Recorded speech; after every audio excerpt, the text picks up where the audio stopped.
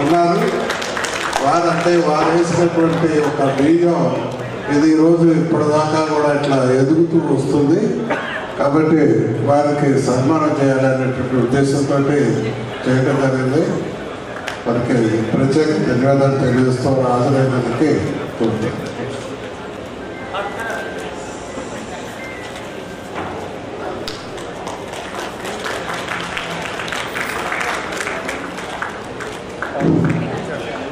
వీరు 13-15లో కోశాధికారిగా ఉన్నారు. సాధనేని భాస్కర్రావు గారు. వారు ఈ సంఘానికి చాలా సేవలు అందించి ఈ సంఘ అభివృద్ధిలో ప్రధానమైనటువంటి బాధ్యత వహించినటువంటి వారు సాధనేని భాస్కర్రావు. ఓకే,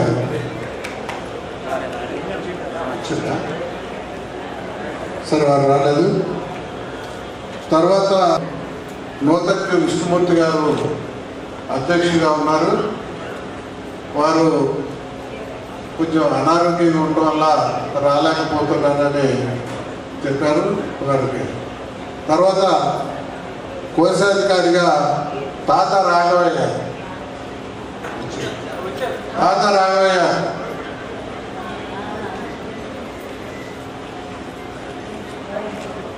17-19 బ్యాచ్లో కొంగర పురుషోత్తమరావు గారు అధ్యక్షుడిగా ఉన్నారు. కొంగర పురుషోత్తం గారు.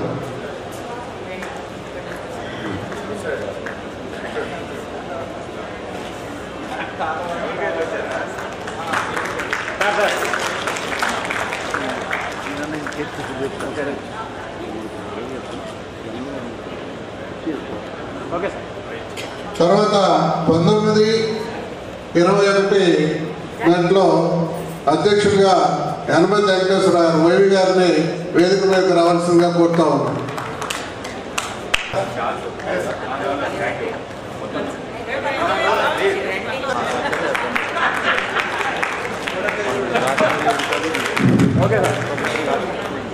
వైవి గారు నిర్వహించడం అనేటటువంటి జరిగింది.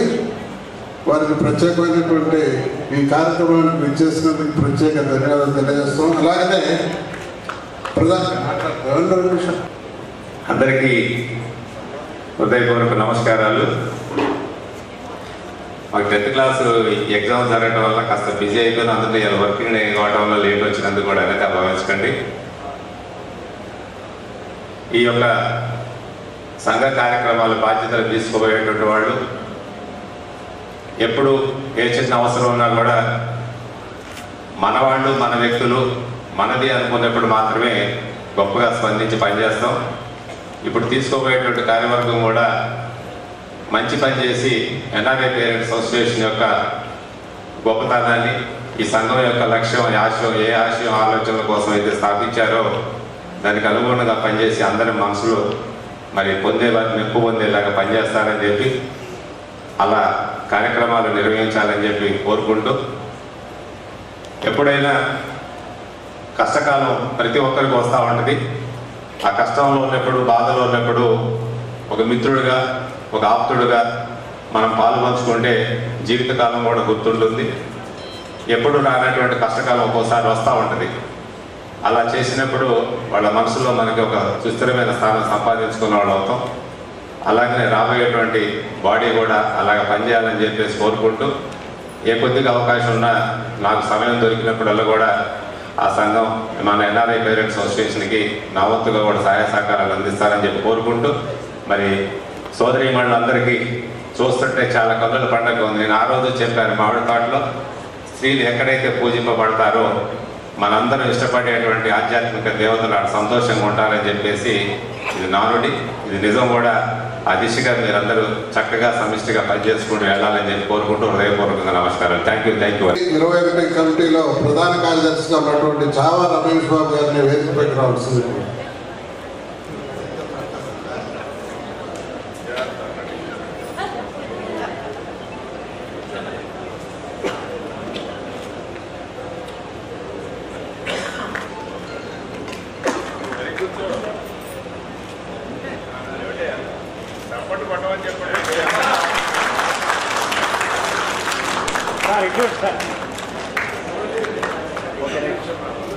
రమేష్ బాబు గారు వీరు ఆ గత కమిటీలో కార్యదర్శిగా ఉండి అనేక సేవలు అందించి సంఘాభివృద్ధికి పనిచేశారు. వారికి ప్రత్యేకమైనటువంటి ధన్యవాదాలు తెలియజేస్తున్నాను. నమస్కారం అండి. గత బాడీస్ అందరినీ పిలిచి ఈ సన్మానం చేద్దాం అనుకునేటటువంటి కార్యక్రమం చాలా ఆనందంగా, ఆహ్లాదకరంగా ఉంది. అలానే ఈ కొత్త బాడీ సరే ఎవరు వస్తారో నాకైతే ఇప్పటికీ ఐడియా లేదు. తప్పకుండా మా వంతు సహాయ సహకారాలు తప్పకుండా చేస్తామని చెప్పి ఈ సభాముఖంగా చెప్తున్నాను. ఈ అవకాశాన్ని ఇచ్చినందుకు ధన్యవాదాలు. పనిచేసినటువంటి ఎర్రమల్ల సుదర్శన్ రావు గారు వారిని వేదికపైకి రావాల్సింది.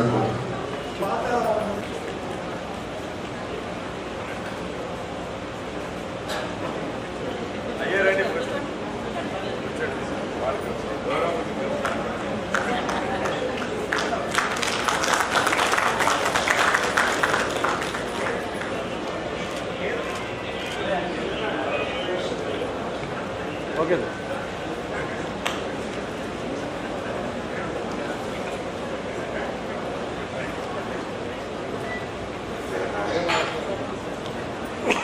సభకు నమస్కారం అండి. అయితే అందరం బాగానే పనిచేస్తుంటాం, కానీ బిగినింగ్లో అన్ని రకాలుగా గవర్నమెంట్ రూల్స్ ప్రకారంగా అసోసియేషన్ నడిపించుకోవడం కష్టం. మా కమిటీ వచ్చేప్పుడు కనీసం మన అసోసియేషన్కు పాన్ కార్డ్ కూడా లేదు, తీసుకోవాలన్నటువంటి అవసరం ఉందని కూడా తెలియదు. తర్వాత తెలుసుకొని పాన్ కార్డ్ తీసుకోవడం కానీ, కమిటీ మెంబర్స్ రిజిస్ట్రేషన్లో పేర్లు మార్చుకోవడం కానీ, తర్వాత అకౌంట్స్ రాయడం, వాటి చార్టెడ్ అకౌంటెంట్ ద్వారా ఆడిట్ చేయించడం, ఇలాంటివన్నీ చేయించాము. యాజ్ ఏ ట్రెజరర్గా అలా చేశాము. Thank you. స్వరూపరాణి గారు టీం అందరినీ చాలా యాక్టివ్గా ఉండడానికి అందరినీ కోఆర్డినేట్ చేస్తుంది. ఎప్పుడైనా ఏమైనా ఇబ్బంది వచ్చినా మళ్ళీ తను సారీ చెప్పి అందరితో సర్దుకుంటూ ముందుకు నడిపించింది సంఘాన్ని. తన్ని అప్రిషియేట్ చేస్తూ భవిష్యత్తులో కూడా తన సహకారాన్ని అన్ని రకాలుగా కోరుకుంటూ తనకి సన్మానం చేయడం మేమందరం చాలా ఆత్మీయ సన్మానంగా భావిస్తున్నాం. స్వల్ప ఇప్పుడు మన సంఘ అసోసియేషన్ నిబంధనల ప్రకారం అధ్యక్షులు ఒక్క టర్మ్ మాత్రమే అధ్యక్షులుగా ఉండేటటువంటి అవకాశం ఉంది. కాబట్టి వారి టర్మ్ అయిపోయింది కాబట్టి వారి అధ్యక్ష పదవి నుంచి మామూలుగా తప్పుకోవడం అనేటువంటిది జరుగుతుంది.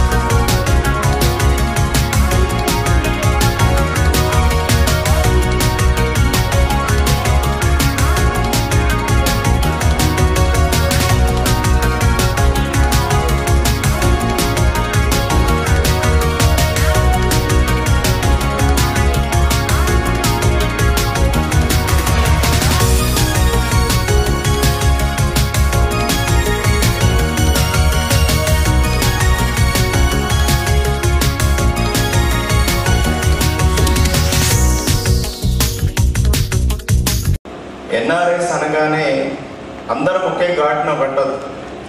ఎన్ఆర్ఐస్లో ఒక 4 విభాగాలు ఉన్నాయి. కొత్తగా F1 మీద అమెరికాకి వెళ్ళేటువంటి వాళ్ళు విద్యార్థులు, ఇక్కడ స్టడీ అయిపోగానే గ్రాడ్యుయేషన్ అయిపోగానే మాస్టర్స్కి అమెరికా వెళ్ళిపోయే బ్యాచ్ ఒకటి. ఇక్కడ కొంతమంది జాబ్ చేస్తూ లేదా H1 వచ్చి H1 మీద H1B మీద అమెరికాకి వెళ్ళేటువంటి బ్యాచ్ ఒకటి ఉంది. గతంలో స్టూడెంట్స్గా వెళ్ళి H1 వచ్చి తర్వాత వాళ్ళ గ్రీన్ కార్డ్ వచ్చిన బ్యాచ్ ఒకటి అమెరికాలో ఉంది. గ్రీన్ కార్డ్ అయిపోయిన తర్వాత పర్మనెంట్గా అమెరికాలోనే పౌరుడిగా సెటిల్ అయిపోయినటువంటి అమెరికన్ సిటిజన్స్, ఇండియన్ ఎన్ఆర్ఐస్, ఈ 4 తరగతులు ఉన్నాయి ఇక్కడ. ఏ సెక్షన్కి ఆ సెక్షన్కి రకరకాల ప్రాబ్లమ్స్ ఉన్నాయి. అందుకే నేను ఒక సదస్సు కండక్ట్ చేస్తే మాట్లాడటానికి చాలా వీలవుతుంది, చాలా వ్యాస్ట్ సబ్జెక్ట్ ఇది అని చెప్పాను. F1లో ఉన్న పిల్లలకు ఒక రకమైనటువంటి ప్రాబ్లమ్స్ ఉన్నాయి, H1లో ఉన్నటువంటి పిల్లలకు ఇంకొక రకమైన ప్రాబ్లమ్స్ ఉన్నాయి, గ్రీన్ కార్డు వచ్చిన వాళ్ళకి ఒక రకమైన ప్రాబ్లమ్స్ ఉన్నాయి, ఆల్రెడీ సిటిజన్స్ అయిపోయి పెద్దవాళ్ళు అయిపోయినటువంటి వాళ్ళందరికీ ఇంకో రకమైన ప్రాబ్లమ్స్ ఉన్నాయి. చాలామంది అనుకుంటారు ఏమంటే సిటిజన్స్ అయిపోయారు కదా వాళ్ళకి ఏ ప్రాబ్లమ్స్ లేవు అమెరికాలో. చాలా ప్రాబ్లమ్స్ ఉన్నాయి వాళ్ళకు కూడా. వాళ్ళ పిల్లలు పెద్దోళ్ళు అయిపోతున్నారు. వాళ్ళు మనం ఎట్లయితే F1 మీద H1 మీద ఇక్కడి నుంచి చిన్నపిల్లలకి వెళ్ళామో మా పిల్లలు కూడా ఇప్పుడు అక్కడ అందరు గ్రాడ్యుయేషన్ అయిపోయి మాస్టర్స్ అయిపోయి పెళ్ళిళ్ళు అయిపోయి మ్యారేజెస్ అదృష్టం కొద్దీ ఇండియా అమ్మాయిలు దొరికితే చేసుకుంటారు, దొరకకపోతే ఆ మెక్సికన్స్నో అమెరికన్స్నో లాటిన్ అమెరికా వాళ్ళనో లేకపోతే యూరోపియన్స్నో చేసుకుంటారు. సో అక్కడ కూడా రకరకాల ఇష్యూస్ ఉన్నాయి. ఇక్కడేమో పేరెంట్స్ ఉన్నారు పెద్దవాళ్ళు, వీళ్ళు ఇక్కడ ఉన్నారు, వాళ్ళు అక్కడ ఉన్నారు. సింగిల్ చైల్డ్ ఉన్నటువంటి వాళ్ళకి రకరకాల సమస్యలు ఉన్నాయి. వాళ్ళ ఆస్తులు ఇక్కడ ఉంటాయి, ఈ ఆస్తులు అక్కడ తీసుకెళ్ళాలంటే చాలా ప్రాబ్లమ్స్ ఉన్నాయి. అవన్నీ చెప్పాలంటే డీటెయిల్గా చాలా టైం పడుతుంది. అట్లాగే మన కల్చరల్ షాక్, మన మనవాడు అంటే ఇక్కడ ఉన్నటువంటి ఎవరైనా పెద్దవాళ్ళ మనవాడు అమెరికాలో వాళ్ళ అబ్బాయి సిటిజన్ అయితే ఇప్పుడు ఒక మెక్సికన్ అమ్మాయిని చేసుకుంటారు, లేదా ఒక అమెరికన్ అమ్మాయిని చేసుకోవడం, కెనడియన్ అమ్మాయిని చేసుకోవడం, లేదా ఒక గుజరాతీ అమ్మాయిని చేసుకుంటూ, లేకపోతే ఒక యూరోపియన్ అమ్మాయిని చేసుకుంటాం. ఒక రకమైన కల్చరల్ ట్రాన్స్ఫర్మేషన్ అవుతుంది.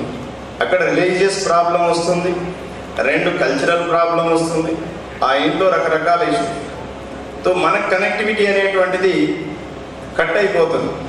ఎందుకంటే ఇంతకుముందు చాలామంది అరేబియన్ కంట్రీస్కి లేకపోతే యూరోప్కి చాలామంది వెళ్ళిపోయారు.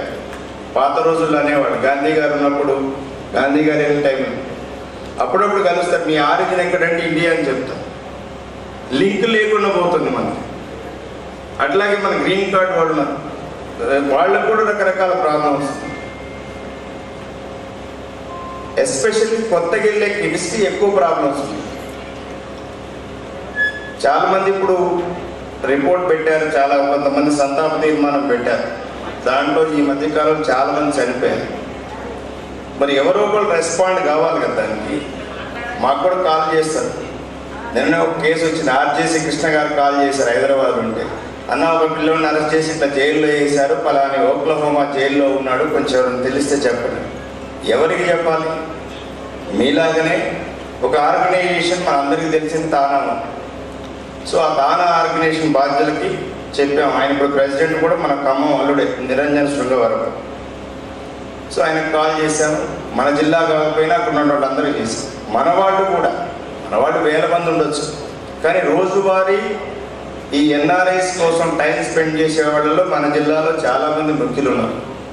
మన నన్నపనేని మోహన్ గారు కావచ్చు, మన జే తాళ్ళూరు గారు కావచ్చు, సామ్నేని రవి గారు కానీ, తాళ్ళూరు మురళి కానీ, మన బెల్లం మధు కానీ, మన బత్తినేని బ్రదర్స్ కావచ్చు, మన జిల్లా కాకపోయినా నిరంజన్ కానీ, అట్లాగే అశోక్ కొల్లా కానీ,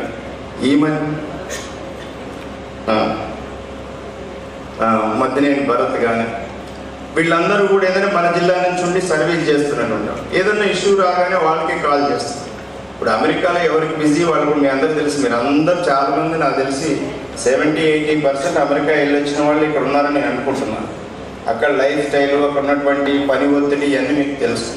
అయినా మన వాళ్ళ కోసం ఏదో ఒక చేయాలనే తపనతోని ఒక నాన్ ప్రాఫిట్ ఆర్గనైజేషన్లో వాళ్ళ జేబులో డబ్బులు ఖర్చు పెట్టుకుంటూ, వాళ్ళ టైం స్పెండ్ చేస్తూ, వాళ్ళ వీకెండ్ టైం మానుకొని, ఫ్యామిలీ టైం మానుకొని, మన కమ్యూనిటీ కోసం, ఎన్ఆర్ఐ కమ్యూనిటీ కోసం పనిచేస్తున్నటువంటి మన బిడ్డలందరికీ మీరందరూ ఒక్కసారి గట్టిగా సపోర్ట్ కొట్టండి. సో గ్రూప్ ఏర్పడరు అంటే ఆ అమ్మాయిని మనం ఇన్ఫర్మేషన్ ఇచ్చిన దగ్గర నుంచి హైదరాబాద్లో ఇంటికి చేరే వరకు మొత్తం వాళ్ళే ట్రాక్ చేశాం. మినిట్ టు మినిట్ అప్డేట్ చేశాను. ఏం జరుగుతుంది, హాస్పిటల్ ఏం జరుగుతుంది, ఫ్లైట్లో ఏం జరుగుతుంది, ఎప్పుడు బాడీ వస్తుంది, అన్నీ కూడా ఎవరు చెప్తారండి. పాత రోజుల్లో వస్తే వచ్చిందనుకో. ఆ మధ్య ఒక ఆస్ట్రేలియాలో ఒక అబ్బాయి చనిపోయాడు. ఆస్ట్రేలియా తర్వాత ఇంకొక అబ్బాయి కూడా చనిపోయారు. నేనే దాన్ని యాక్చువల్గా చేసాము. అబ్బాయి అక్కడ డిఫరెంట్ గైడ్ లైన్స్ ఉంటాయి. అంటే ఇవన్నీ చేయాలి అని అంటే వాళ్ళు చేసేటువంటి కృషిని మనం అప్రిషియేట్ చేయాలి. వాళ్ళు ఎప్పుడైనా వచ్చినప్పుడు మనం కనీసం అంటే అప్పీల్ మీ అందరికి, ఎందుకంటే మనందరం ఒకటే కమ్యూనిటీ కాబట్టి, ఎన్ఆర్ఐ కమ్యూనిటీ కాబట్టి, ఎవరైనా వచ్చినప్పుడు వాళ్ళకి చిన్న ఫెలిసిటేషన్ చేస్తే వాళ్ళు హ్యాపీగా ఫీల్ అవుతారు. అరే నేను చేసిన దానికి వీళ్ళందరూ కలిసి నాకు ఇది చేశారు కదా అని ఒకటి కృతజ్ఞత. మొన్న మన ఎన్ఆర్ఐ పేరెంట్స్కి సపోర్టివ్గా ఉండేవాడు సాగర్ మల్లిశెట్టి. మొన్న యాక్చువల్గా హార్ట్ అటాక్తో చనిపోయారు. అంటే అందరం వెళ్ళాం. ఈ మధ్య మిర్యాలగూడ నుంచి మన నల్లమోతు భాస్కర్ రావు కాల్ చేసి, అక్కడ ఒక అబ్బాయి అమెరికాకి వెళ్ళాడు. సరే అక్కడ అరెస్ట్ చేసి జైల్లో పెట్టారు. Different reasons. ఎవరు చెప్పాలి? ఆయన చేసింది పెద్ద క్రైమ్. బయటికి రావడానికి వీల్లేదు. ఉన్నది ఆప్షన్ ఒకటే, ఆయన ముందు జైలు నుంచి బయటికి తీసుకురావాలి, ఇండియాకి సేఫ్గా తీసుకురావాలి. ఎవరు చేయాలి అక్కడ? మన పేరెంట్స్ లేరు, మన బ్రదర్ లేరు, ఆయనకి ఎవరు తోడు లేరు. ఫ్లోరిడాలో జరిగింది ఇన్సిడెంట్. ఫ్లోరిడాలో జరగగానే మన ఇమ్మీడియట్గా మన జరుగురు శ్రీనివాస్ గారికి కాల్ చేశారు. బ్రదర్ ఎట్లుంది, ఇట్లా అయింది అబ్బాయికి, భాస్కర్ గారు కాల్ చేశారు, పరిస్థితి ఎట్లుందని. ఇమ్మీడియట్గా ఒక 3 days టైము ఆయన పూర్తి టైం దాన్ని స్పెండ్ చేసి కార్లో కూర్చొని ఆఫీస్ వర్క్ చేసుకుంటూ రోడ్డు మీదనే ఆ బర్గర్ కింగ్ మెక్డొనాల్డ్స్ పార్కింగ్ లాట్లో ఉండి 3 రోజులు ఉండి పనిచేసి ఆ అబ్బాయిని సేఫ్గా ఇండియా పంపించారు.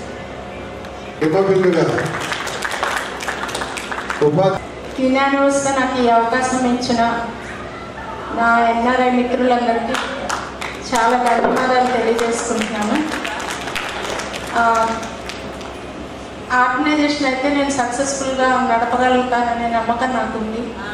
ఎందుకంటే నేను చేసిన ఆర్గనైజేషన్స్ చాలా కష్టపడి నడపడానికే ప్రయత్నం చేశాను. మ్యాక్సిమం సక్సెస్ఫుల్గానే రన్ చేశాను. ఇదంతా మన కుటుంబం కాబట్టి అనేక సమస్యలు ఉన్నాయి, సంతోషాలు ఉన్నాయి, కష్టసుఖాలు ఉన్నాయి, ఒకరినొకరు హెల్ప్ చేసుకోవాల్సిన అవసరాలు సందర్భాలు వస్తాయి. కాబట్టి నాకు స్నేహం మీద, మానవత్వం మీద చాలా అమితమైన నమ్మకము, ఇష్టము. అట్లా ఉంటేనే మనుషుల మధ్య రిలేషన్స్ మిగిలి ఉంటాయని నేను చాలా స్పష్టంగా నమ్ముతాను. అందుకని నాకున్న పరిధిలో కొన్ని సందర్భాల్లో నేను కూడా చాలా మిస్ అయ్యాను. పలకరింపుల్లో, మీటిల్లో కుదరకపోవడం వల్ల మిస్ అయ్యాను. ఆ పొరపాట్లని సరి చేసుకుంటూ భవిష్యత్తులో తప్పకుండా మనందరం కలిసి సహకరించుకుంటూ ఈ కార్యక్రమాలు నిర్వహిద్దాం. మహిళల్ని కూడా సెపరేట్గా ఒక చిన్న మహిళా కమిటీ కూడా మేము వేసుకుందాం అనుకుంటున్నాం. ఎందుకంటే మహిళలు చాలా ఉత్సాహంగా ఉన్నారు. ఇంకా ఏమన్నా సంక్రాంతి కానీ, ఉమెన్స్ డే కానీ అలా వచ్చినప్పుడు అలాంటి యాక్టివిటీస్, కల్చరల్ నెలకి ఒక ఈసీ మీటింగ్ నడపాలని నేను అనుకున్నది. అంతే, ఒక లీగల్ సెల్ కంపల్సరీ ఉంటే బాగుంటుంది అనుకున్నాము. మెడికల్గా ఎయిడ్ ఏమైనా మనకి సలహాలు, సూచనలు ఇవ్వడానికి కూడా మనకు అందుబాటులో ఉన్న డాక్టర్లతో ఎప్పుడైనా ఒక చిన్న సదస్సులు ఏర్పాటు చేయడం. ఇందాక మధుగారు చెప్పినట్టు ఆ ప్రాబ్లమ్స్ మీద ఏమైనా వస్తే కూడా మన ఒక సదస్సులు అలాంటి వచ్చినంత మంది అటెండ్ అవుతారు. జనరల్ బాడీ మాత్రం మా కమిటీ ఆమోదంతో 2 monthsకి ఒకటి నిర్వహిస్తే బాగుంటుందని అనుకుంటున్నాం. మీరందరూ తప్పకుండా సహకరించాలి. ఇంకోటి హెల్ప్ లైన్, అది నెంబర్స్ రేపే వాట్సాప్ చేస్తాం మీకు. కొత్త వాట్సాప్ గ్రూపులు కూడా క్రియేట్ చేయించడానికి ప్రయత్నం చేస్తాను ఇప్పుడు. ఇంకా ఇంకే రకమైన అయినా సరే, అంటే ఒక ఇమీడియట్గా మనకు ఒక్కొక్కసారి ఎంతమంది ఫ్రెండ్స్ ఉన్నా అందుబాటులో ఉన్నారు. ఏదన్నా అవసరం ఉండి కావాలి అని అనుకుంటే మాతో ఎవరితో కాంటాక్ట్ చేసినా ఈ బాడీ అందుబాటులో ఉంటుందని తెలియజేస్తున్నాం. మీ అందరూ తప్పకుండా సహకరించాలి. ఆ నమ్మకంతోనే నేను ఇది చాలా ఆశతో చాలా బాగా నడపాలి, చాలా ప్రోగ్రామ్స్ చేయాలి అనే కోరికతో నేను తీసుకోవడం జరిగింది. ఎందుకంటే లాస్ట్ ఇయర్ నేను అందుబాటులో లేకుండా పోయింది సెక్రటరీ. అప్పుడున్న కండిషన్ వల్ల తీసుకోవాల్సి వచ్చింది. ఆ మిస్టేక్ రిపీట్ కాకుండా మీతో పాటు కలిసి మీ సలహాలు, సూచనలతో ముందుకు నడిపిస్తానని తెలియజేస్తున్నాను. Thank you so much. బాధ్యతలు అప్పచెప్పిన మీ అందరి సభ్యులకు ముందుగా నమస్కారం. ముందు పరిచయం చేసుకుందాం అని చెప్పన్న ఉద్దేశంతో, ఎందుకంటే నాకు చాలామంది తెలుసు, నేను ఇంకా చాలామందికి తెలియదు. సో నా పేరు యాదగడ్డ హనుమంతరావు. నేను పూర్వం గ్రామీణ బ్యాంకు, నాగార్జున గ్రామీణ బ్యాంకు, ఆంధ్రప్రదేశ్ గ్రామీణ వికాస్ బ్యాంకులో 38 సంవత్సరాలు పనిచేసి 2014లో రిటైర్ అయ్యాను. నేను ఖమ్మం పురాణపురంలో రవీంద్రనాథ్ ఠాకూర్ నగర్ వీధిలో ఉంటాను. ఆ ఫోటో తీసేవాడ మా ఆవిడ మొన్నటి వరకు త్రివేణి స్కూల్లో చేస్తూ ఈ మధ్య కాలంలోనే ఈ కరోనా టైంలో పనిచేసింటాను. బాబు 3 సంతానం, 2 అమ్మాయిలు, బాబు 2 అమ్మాయిలు కూడా లండన్లోనే సెటిల్ అయ్యారు. బాబు యుఎస్లో కాలిఫోర్నియాలో సెటిల్ అయ్యాడు. ఇది గతంలో నేను మా దగ్గర ఆఫీస్ అసోసియేషన్ దాంట్లో 23 సంవత్సరాలు పనిచేయడం. మిత్రులు నాకు చాలా కోఆపరేటివ్ బ్యాంకులో కానివ్వండి, మాకు ఆర్గనైజేషన్ కూడా దాని ప్రకారం కూడా బేసిక్గా మాకు అప్లికేషన్ ఉండేది మాకు ఇప్పుడు కూడా దాని మీద. సో మిత్రులు చాలామంది కూడా కళ్యాణ్ గారు కానీ, సాయిబాబు గారు కానీ అలానే వీరభద్రం గారు కానీ ఇంకా చాలామంది మిత్రులు దాంట్లో నాకు ఇలా మా అసోసియేషన్ ఆర్గనైజేషన్ పరంగా మాకు హెల్ప్ చేయటం, ఆ 32 సంవత్సరాల్లో వివిధ ట్రేడ్ యూనియన్స్తో కూడా నాకు గౌరవ సంబంధాలు ఉంటాం. ఇలా కాలగర్భంలో ఇవాళ 70 సంవత్సరాలకు అడుగుపెట్టిన సంవత్సరంలో 2014 తర్వాత మా దగ్గర TV Narasimharao park and DRD office దగ్గర ఉంటుంది. అక్కడ మా మిత్రులంతా కలిసి ఉట్టిగానే రోజు సరదా కూర్చుంటుంది అన్నప్పుడు అని చెప్పండి, ఇట్లా కాదు, ఏదో రాజకీయాల గురించి వద్దు, మనం నాయకుల గురించి మాట్లాడద్దు, ఏదో కులాలు మతాల గురించి వీళ్ళు మాట్లాడకూడదు, మనం ఒక జయంతో ముందుకెళ్దాం అనే ఉద్దేశం దాని మీద యాక్చువల్ నాకు 2011లో ఆరంభించినప్పుడు నేను వర్క్ చేస్తాను బ్యాంకులో. 2013-14 అంటే హెమిద్ గారు కూడా తెలుసు, హెమిద్ గారు నాన్నగారి దగ్గర నుంచి కూడా కుటుంబ సభ్యులు నాకు తెలుసు. నేను హెమిద్ గారికి అంత పరిచయం లేదు, మిగతా ఉన్న కార్యక్రమం చాలామంది తెలుసు. కాబట్టి ఆ నేపథ్యంలోనే మొట్టమొదటి ఆరంభం దగ్గర జరిగినప్పుడు మన కార్తీక వనవాసం భోజనాలప్పుడు అప్పుడు మొట్టమొదటిసారి మా మిత్రుడు తిరుపతి నాగేశ్వరరావు ఆర్గనైజర్గా మొట్టమొదటి పనిచేసేవాడు. ఆయన నేపథ్యంలో నన్ను పిలవడం, అక్కడికి వెళ్ళిన తర్వాత మీతో అందరితో పరిచయం కాదు. అప్పటి నుంచి అడపదడప మీతో కలుస్తూ ఉంటాం, కానీ కాబట్టి యాక్టివ్గా మీ దగ్గర పార్టిసిపేషన్ చేయలేదు. 2014 రిటైర్ అయిన తర్వాత నెక్స్ట్ అక్కడ మేము చేసిన కార్యక్రమాలు కూడా ఆల్మోస్ట్ సిమిలర్ టు మన ఎన్ఆర్ఐ పేరెంట్స్ అసోసియేషన్ లాగా మేము చేసాం. కాకపోతే ఏంటంటే అక్కడ మేము చేసిన చిన్న కార్యక్రమాలు ఏంటంటే ముందు మా గురించి, మేము మా పిల్లల గురించో వాటి గురించో కాదు, మేము ఎలా ఉండాలి అని చెప్పిన నిర్వచనం పెట్టుకున్నాం. ఈ రాజకీయాల జోలికి వెళ్ళకూడదు, మనం రోజు ఉదయం సాయంత్రం చక్కగా వచ్చి మాట్లాడుకోవాలి. కొన్నాళ్ళకి అది కొంచెం మాకు డెవలప్ అయిన తర్వాత ఇలా కాదు, యోగా చేయాలి, ధ్యానం చేయాలి, ఓ మంచి కార్యక్రమాలు చేయాలి అంటే ఒక పక్క ఇదే ఒక మైక్ కొనుక్కున్నాం. మళ్ళాగానే మనం మైక్ కొనుక్కున్నట్టే రోజు సబ్జెక్టు మీద ఒక సబ్జెక్ట్ ఏదో ఒకటి నేషనల్ వైడ్గా ఇంటర్నేషనల్ వైడ్గా సబ్జెక్టు మీద దాని మీద మాట్లాడాలి, అందరూ మాట్లాడాలి. ఎప్పటిస్తే మాట్లాడినట్టు వీలేదు, చెప్పిందే చెప్పకూడదు, మాట్లాడితే మాట్లాడకూడదు. ఇలా ఒక నియమం పెట్టుకున్నాం. తర్వాత మున్సిపాలిటీ వాళ్ళకి కొన్నిసార్లు మనం మామూలుగా అప్పుడు మంత్రి గారు ఉన్నప్పుడు దాని మీద మీరు రిక్వెస్ట్ చేస్తే మాకు ఒక షెడ్ కట్టించారు. మన టీవీ మన ఓడపొడి విజ్ఞాన కేంద్రం దానిలాగానే మనకు ఒక షెడ్ కూడా అక్కడ కట్టారు మా పార్క్. కేవలం మా యూనివర్సిటీ సీనియర్ సిటిజన్స్లో మేము 61 మంది మగవాళ్ళు ఉంటే 40 మంది ఆడవాళ్ళు ఉన్నారు, కాకుండా కరాటే వాళ్ళు, ఇలా మొత్తం కలిపి 150 మంది ఒక గ్రూప్గా ఏర్పడ్డాం. ఒక షెడ్ వేసుకున్నాం. దాన్ని వేసిన తర్వాత ఇన్ఫ్రాస్ట్రక్చర్ వాడు ఈలోపు ఎలక్షన్స్ అయిపోయిన దాని తర్వాత వాడు ఏం చేయలేదు అని చెప్పి ఆగలేదు. దానిలో ఫ్యాన్లు, కరెంటు, అలానే కుర్చీలు అన్నీ పోగేసుకొని రోజు 6 నుంచి 7 దాకా కార్యక్రమం ఏంటంటే ప్రాణాయామం, యోగా, మెడిటేషన్.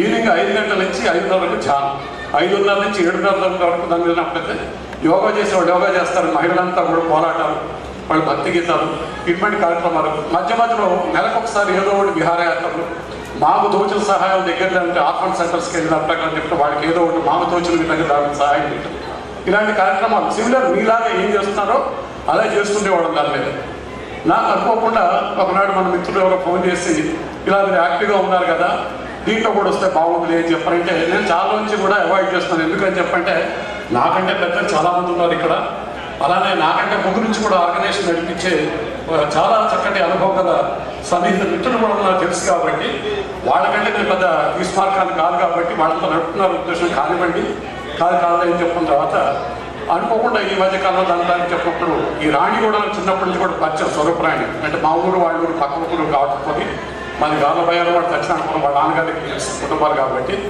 ఈ నేపథ్యంలో మమ్మల్ని మీరు రావాలి అని చెప్పినప్పుడు నేను కొన్ని విభేదాలు, కొన్ని కష్టాలు, కొన్ని మాటలు కొన్ని విన్న తర్వాత ఆర్గనైజేషన్లో పనిచేసేటప్పుడు ఫస్ట్ మనకు కావాల్సిందంటే డిసిప్లిన్ కావాలి. ఏ ఆర్గనైజేషన్ కానీ కుటుంబంలో డిసిప్లిన్ కావాలి, ఫ్రెండ్షిప్ అనేది డిసిప్లిన్ కావాలి, సంస్థలో పనిచేసిన డిసిప్లిన్ కావాలి. ఫస్ట్ డిసిప్లిన్ ఒకటి ఉండాలి. అలా రెండోది ఏంటంటే పంక్చువాలిటీ. ఈ పంక్చువాలిటీ, డిసిప్లిన్ రెండు కరెక్ట్గా ఉన్నప్పుడు ఏ సంస్థ అయినా, ఏ కుటుంబం అయినా, ఏ జాతి అయినా, ఎక్కడైనా మనం కూడా ఖచ్చితంగా నిలబడడానికి చాలా మనకు పనుకున్న ఉదాహరణ మనకున్నాయి. సో నేను వీటిలో కొంచెం భయపడ్డాను. ఎందుకని చెప్పంటే మనం ఏదో ప్రశాంతంగా ఉండాల్సిన టైంలో మనకు అవసరమా అని చెప్పాను. నేను ఇవాళ ఉదయం పూట మధు గారు బహుశా నా వయసు కంటే చిన్నవాడే ఉండొచ్చు బహుశా. ఆయన గారు మాట్లాడిన తర్వాత నాకు ఇన్స్పిరేషన్ చాలా కలిగింది, మాట్లాడాలని చెప్పాను. కానీ చాలామంది వస్తున్నారు కదా మాట్లాడదాం అనుకున్నాను. ఆయన మాట్లాడిన దాంట్లో నాకు 4 అంశాలు చాలా చక్కగా నచ్చింది. ఒకటి ఏఐ గురించి చెప్పారు. మనకి చాలామంది తెలియదు ఆర్టిఫిషియల్ ఇంటెలిజెన్స్.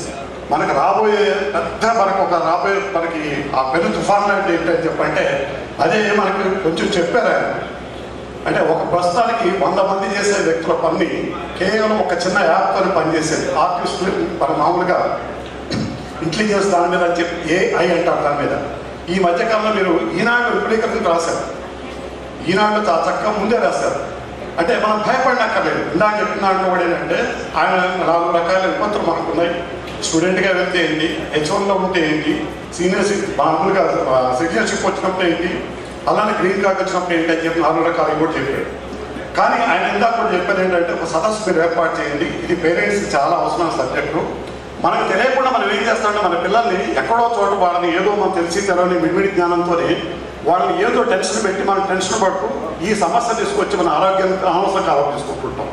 కాబట్టి అవగాహన మనం లేకుండా మనం మాట్లాడే కన్నా అవగాహన ఏర్పరచుకొని మనం ఇలాంటి సదస్సు ఏర్పరచుకొని అది చేయమని నాకు మా వద్దుగా చెప్పిన విషయం నాకు చాలా బాగా నచ్చింది.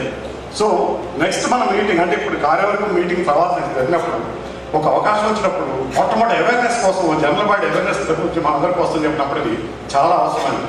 రెండవది ఇందాక మన ప్రెసిడెంట్ గారు కూడా చెప్పారు దాని మీద ముఖ్యంగా నీడ్ ఆఫ్ ది హవర్ ఏంటంటే ఒక ఎవరికైనా గప్పున ఆపద జరిగింది అని చెప్పంటే ఇమీడియట్గా కావాల్సిన ఎమర్జెన్సీ కావాల్సిన ఒక వెహికల్, అలానే దానికి ఒక ఎమర్జెన్సీగా దాని పక్కన ఉన్నప్పుడు ఒక అటెండ్ అవ్వడానికి దాని పక్కన ఎవరో ఒక కార్యవర్గం ఇటువంటి మేము కంపల్సరీ కల్పిస్తామని చెప్పి కూడా చెప్పారు దాని మీద. దీనికి నేనేమన్నానంటే అన్ని ప్రెసిడెంట్ చేయలేరు, అన్ని సెక్రటరీ చేయలేరు, అన్ని ట్రెజరర్ చేయలేరు, అన్ని కమిటీ అంతా చేయలేరు. ఓ సబ్ కమిటీ ఒక బాధ్యత దాని పక్కన నిర్మించుకో దాని మీద ఈ రెస్పాన్సిబిలిటీ వీళ్ళకి అంటే మిగతా వాళ్ళు లేదని కాదు ఇమీడియట్గా అటెండ్ అవ్వాల్సిన వీళ్ళు అని చెప్పని పెట్టుకున్నప్పుడు ఏమంటే ఇప్పుడు మన అందరికీ దాని తెలిసినంత వరకు అయితే 60+ వాళ్ళే ఉన్నారు ఎన్ఆర్ఐ పేరెంట్స్ అసోసియేషన్. మోస్ట్లీ నా తెలిసినంత వరకు అయితే 18 నుంచి 70 మధ్య కాలంలో దాంట్లో ఉన్నవాళ్ళు తక్కువ మంది ఉండొచ్చు, కానీ 60 to 70 మధ్యలో వాళ్ళు చాలా మంది ఉంటారు. సో ఇటువంటి విపత్కర పరిస్థితులు రాకుండా ఉండటం కోసం, ఇటువంటి ఎదుర్కోవడం కోసం, ఇటువంటి సహాయం అందించడం కోసం నేనున్నాను. మనకు తెలిసిన విషయం ఏంటంటే మనిషికి తింటే అండ, పశువుకి తింటే అండ, మనిషికి ఉంటే అండ. నేను దాని మీద మనకి ఏంటంటే మనకి ఇంతమంది సంఘం అనుకున్నారు, 1193 మంది సభ్యులు అనుకున్నారు. దాని పక్కన కూడా ట్రెజరీ రిపోర్ట్లో ఇచ్చారు మనకి. సుమారు పోయినసారి కాలానికి ఈ కాలానికి 9 లక్షల రూపాయలు దాదాపుగా బ్యాంకులో నగర రూపంగా అంటే ఫిక్స్డ్ డిపాజిట్ రూపంగా కానీ బ్యాంక్ బ్యాలెన్స్ ఉన్నట్టుగా దాని పక్కన తీసుకొచ్చారు. చాలా జాగ్రత్తగా వాడుకుంటూ సమీకరణ చేసి ఇవాళ సంబంధం తీసుకోవడం అంటే నిజంగా ఆడాళ్ళు మీకు జోహార్. మీరు మీ అంతటి కలవిడిగా తిరిగి ఎంత ఫండ్స్ కలెక్ట్ చేసి వాళ్ళ బ్యాలెన్స్ జనరల్ ఎక్కడనంటారని చెప్పండి డెఫిసిట్ బ్యాలెన్స్ ఉంటాయి. ప్రభుత్వాలను చూసాము దాని మీద డెఫిసిట్ బ్యాలెన్స్, సంఘాలను చూస్తుంటాం అప్పులు చేసిపోయినట్టు ఉంటాం. అటువంటిది మన ఎన్ఆర్ఐ పేరెంట్స్ అసోసియేషన్లో మహిళలంతా కలిసి ఒక బృహత్తర కార్యక్రమంగా వీళ్ళు ఏం చేయలేరేమో అని చెప్పని అటువంటి భయం లేకుండా చక్కటి దాని ధైర్యంతోనే ఫండ్స్లోనే కాదు కార్యవర్గ సమావేశంలోనే కాదు అట్లానే ధైర్యవంతంగా దాని ప్రకారం ముందుకు నడిపించినందుకు మిమ్మల్ని స్ఫూర్తిదాయంగా తీసుకొని మాలో ఎవరైనా మాట్లాడలేని వాళ్ళు కానీ ఇందాక మీరు పద్యాలు పాడండి, గేయాలు